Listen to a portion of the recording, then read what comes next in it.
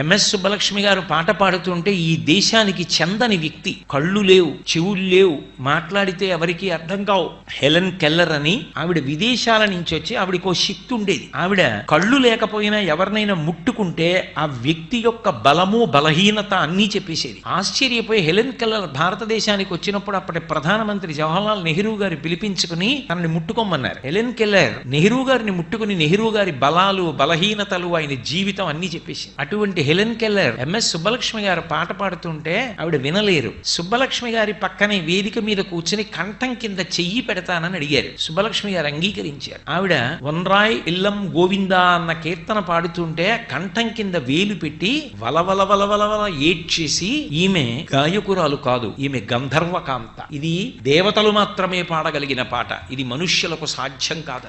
ఇన్ని కష్టాలలోంచి వచ్చిన ఎంఎస్ సుబ్బలక్ష్మి గారో తెలుసా? చిన్నతనంలో ఎంఎస్ సుబ్బలక్ష్మి గారిని ఇంటికి తీసుకెడుతున్నారు వాళ్ళ అమ్మగారు. ఆవిడ ఎంత కష్టపడి పెంచిందో మహాతల్లి. షణ్ముఖవడివు పేరు, మధురైలో ఉండేవారు. మధురై షణ్ముఖవడివు సుబ్బలక్ష్మి ఆవిడ పేరు. ఆ తల్లి ఇంటికి తీసుకెళ్లి అన్నం పెడితే కూర వేయడానికి పచ్చడి వేయడానికి లేక మజ్జిగలో నీళ్లు కలిపి పల్చటి మజ్జిగ అన్నంలో పోస్తే పక్కింట్లో మంచి వంటలు చేసుకున్న వాసన వస్తోంది. సుబ్బలక్ష్మి గారు హఠం చేశారు, నేను తినను, నాకు కూర కావాలని. కూర తినడానికి కూడా నోచుకోలేనంత దరిద్ర్యం అనుభవించినటువంటి తల్లి తరువాతి కాలంలో కోట్లు సంపాదించి తృణప్రాయంగా ₹1 తాను ఉంచుకోకుండా సమాజానికి దానం చేసి, అందుకు కదూ ఇప్పటికీ స్మరిస్తారు ఎంఎస్ సుబ్బలక్ష్మి గారంటే. ఎంఎస్ సుబ్బలక్ష్మి గారికి తల్లి మధురై షణ్ముఖవడివు అంటే ప్రాణం. అమ్మ అంటే అంత గౌరవం, భర్త సదాశివం గారంటే అంత గౌరవం. ఆవిడ ఒకప్పుడు ఇంటర్వ్యూలో విలేకరులు అడిగారు, మీరు జీవితంలో ఏం కోరుకుంటారని అడిగారు. నా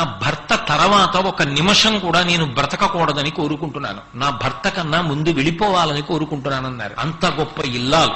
ఆఖరణ ఆవిడ ప్రాణత్యాగం అయితే, ఆవిడ శరీరం వదిలిపెట్టేస్తే పరిగెత్తుకొచ్చిన మొదటి వ్యక్తి ఎవరో తెలుసా?